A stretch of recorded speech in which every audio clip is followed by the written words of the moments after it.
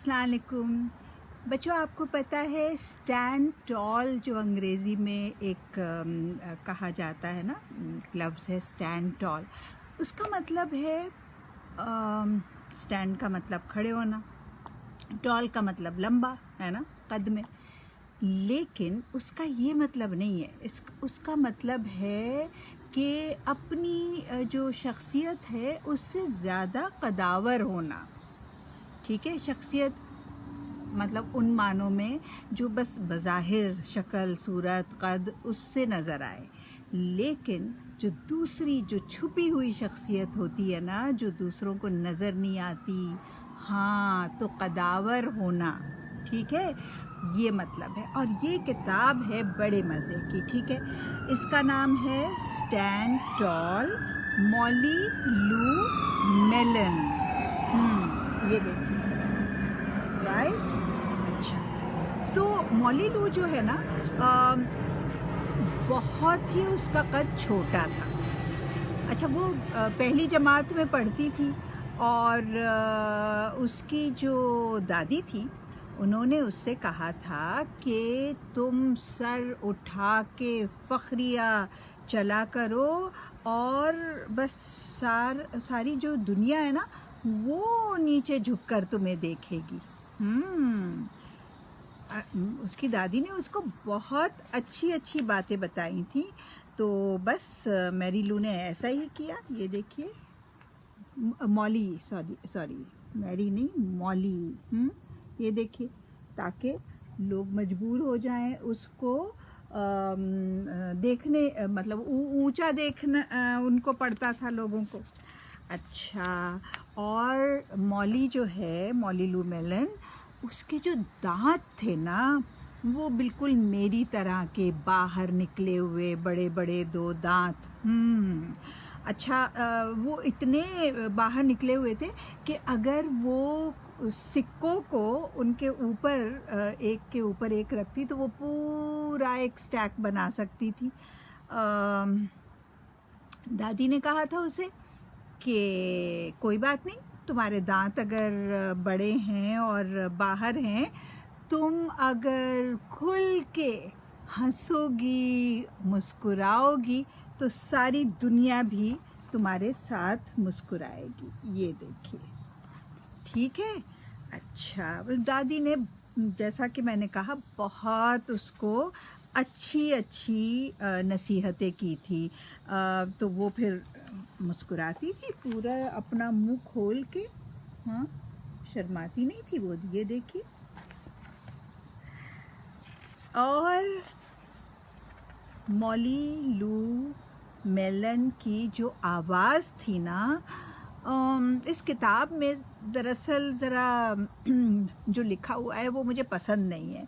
उसमें लिखा है कि बिल्कुल मेंढक की तरह से, मेंढक भी वो जिसको किसी, वो जो बड़ा सा जो सांप होता है, उसने उसका गला अगर दबा दिया हो और जो आवाज़ निकलती है ना, वैसी आवाज़। मैं ऐसा नहीं कहती बिल्कुल के, ठीक है, कुछ मतलब इतनी ज़्यादा कोई सुरीली आवाज़ शायद नहीं थी उसकी।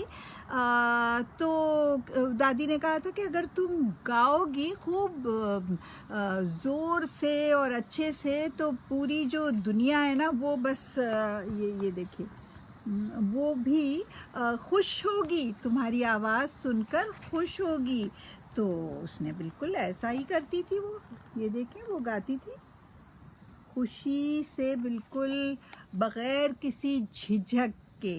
ठीक है, तो ये मैरी लू का एक और भी मसला था कि उफ, मैरी ही मेरे मुंह पर चढ़ा हुआ है। मॉली लू मेलन नाम था, मॉली मॉली मॉली। हाँ, तो वो जो भी काम करती थी, तो वो उसके हाथों में पता नहीं कुछ फिसलन थी कि चीज़ें सही नहीं होती थी। लेकिन उसकी दादी ने कहा था कि देखो, अगर तुम्हें अपने ऊपर एतबार है, एतमाद है, तो सारी दुनिया को भी तुम पर एतमाद होगा। ये देखें, ये देख रहे हैं आप। हालांकि होता कुछ यूँ था हम्म, अच्छा भाई, आगे देखते हैं इस किताब में क्या है। हाँ, तो मॉली ने बस समझ लिया था कि वो कुछ भी कर सकती है। ये देखिए, उसका अगर बस चले तो वो इस तरह से जैसे आपने देखा होगा ना सर्कस में लोग एक रस्सी इधर से उधर तान के ऊपर बहुत ऊंचाई पे और उस पे चलते हैं। ऐसा किया नहीं मौली लू ने, लेकिन कहने का मतलब ये है कि वो कुछ भी कर सकती थी। अच्छा, एक दिन ये हुआ कि मौली लू को अपना शहर छोड़ के अपने ख़ानदान के साथ और दूसरी जगह जाना पड़ा। तो वो उसने अपने जो दोस्त थे उनको खुदा हाफिज़ कहा, यहाँ तक कि दादी को भी खुदा हाफिज़ करना पड़ा उसको। उसको एक नए स्कूल जाना था, तो उसने नया स्कूल शुरू किया। अच्छा, पहला दिन था स्कूल का।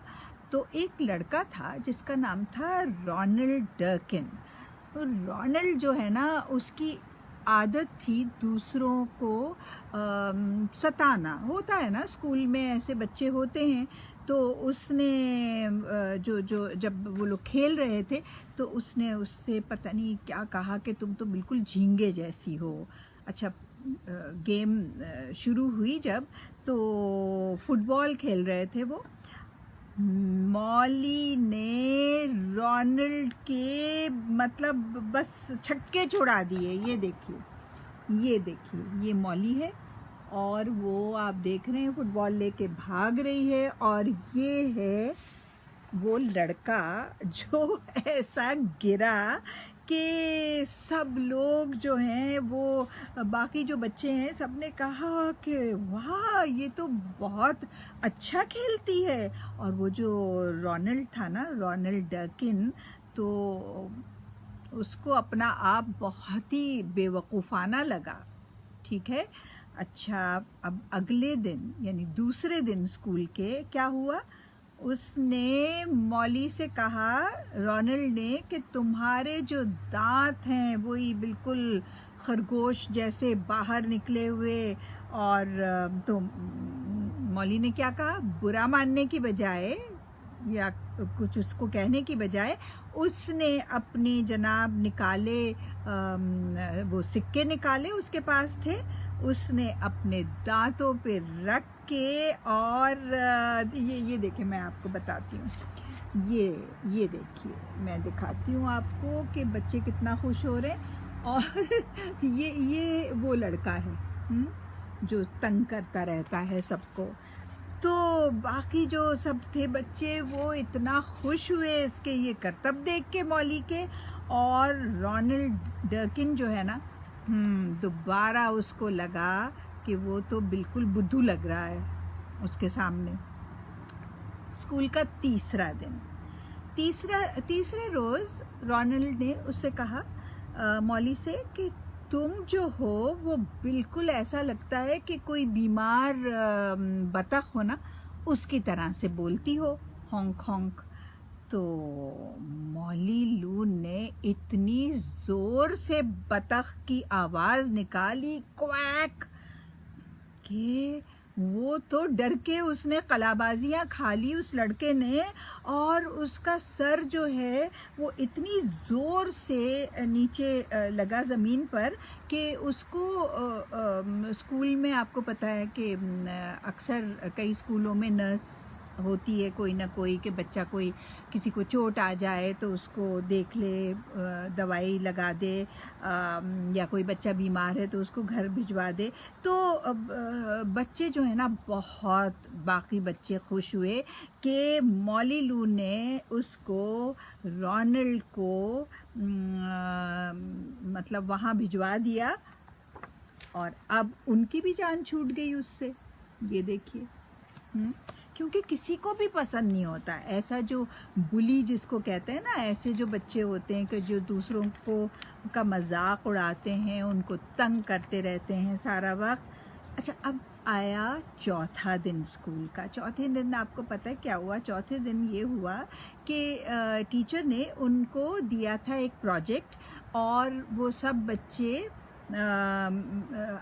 आपने ज़रूर बनाया होगा कि पैटर्न बनाते हैं कोई, है ना, कागज़ से और कैंची से काट के और मुख्तलिफ़ पैटर्न्स बनाते हैं। तो रोनाल्ड ने कहा कि मैरी लू से कहा कि तुम मॉली लू से कहा कि तुम्हारा जो ये पैटर्न है बिल्कुल बकवास है। अभी उसने देखा भी नहीं था। अच्छा, वो जो पेपर था वो फोल्ड किया हुआ मॉली के पास था, उसके हाथ में, वो बना रही थी। ये देखिए, ये देखिए, अभी तो बना ही रही है ना। अब जब उसने वो खोला, मैं आपको दिखाती हूँ जनाब, जब उसने उसको खोला उस फोल्डेड कागज़ को, तो ये देखिए किस कदर खूबसूरत है ना। तो बाकी जो सारे बच्चे थे उन्होंने ओह वाह, ओह इतना अच्छा बनाया है मॉली ने। यहाँ तक कि रोनाल्ड के मुंह से भी वाह वाह निकल गई, वो भी तारीफ़ें करने लगा क्योंकि था ही वो इतना इस कदर खूबसूरत। अच्छा, अब सुनिए कि 5वें रोज़ क्या हुआ। 5 रोज़ का स्कूल हफ्ता इतवार छुट्टी होती है।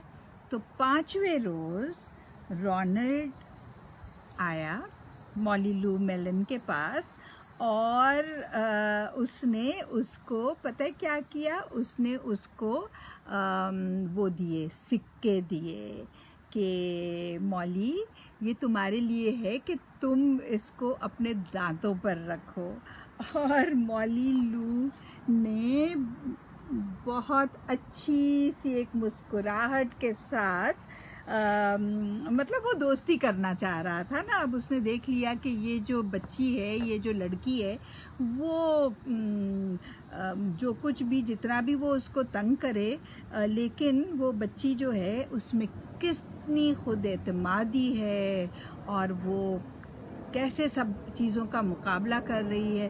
तो चाहे उसका कद छोटा था, चाहे उसके दांत बड़े थे, चाहे उसकी आवाज़ कोई इतनी सुरीली, इतनी अच्छी नहीं थी, लेकिन जो असल बात थी वो ये थी कि उसके अंदर कूट कूट के खुद एतमादी भरी हुई थी, सेल्फ कॉन्फिडेंस। हाँ, तो फिर उस रात मॉली लू मेलन ने कागज़ और पेंसिल लेकर और अपनी दादी को ख़त लिखा और उसने कहा, प्यारी दादी जान, मैं सिर्फ़ आपको ये बताना चाह रही हूँ कि आपने मुझे जो कुछ भी अब तक बताया था, जो कुछ भी सिखाया था, वो सब बिल्कुल सही है।